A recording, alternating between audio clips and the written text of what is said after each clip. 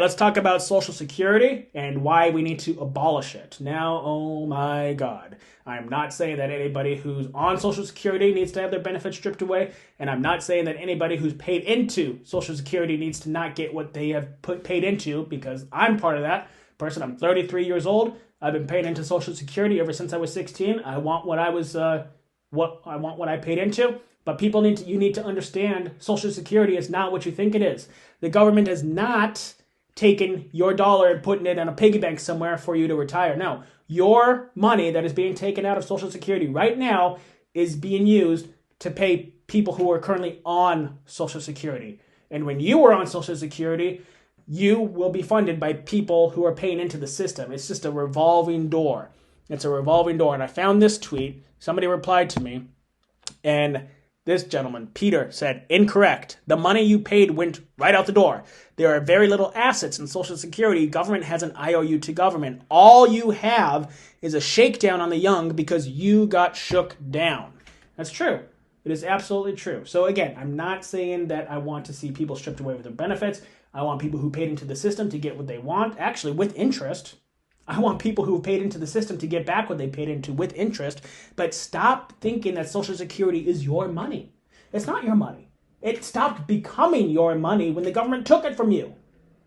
It stopped becoming your money when the government took it from you without your consent to choose to do whatever they want with it. It stopped becoming your money. I'm not sure exactly what the solution is to abolishing Social Security. It's got to be done. It's got to be slow and gradual. It's got to be rolled back so nobody is negatively impacted, so the people on Social Security still have their benefits, so the people who've paid into the system can still get it and get what they paid for, but it's got to go away eventually.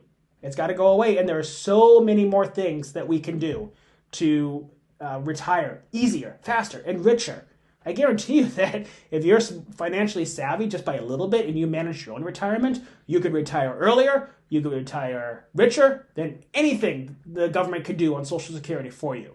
And the last thing about Social Security and why we need to abolish it is so simple. Dependency kills empowerment.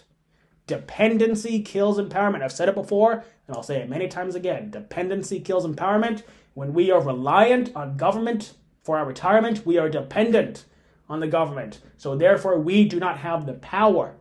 So that alone is why we need to abolish Social Security. And just like with Senator Hawley's bill, if it's government's decision to ban 16-year-olds from going on social media, that means government is in power, right? If it's government that's giving us our retirement and taking our money out of our paychecks without our consent, government is in power.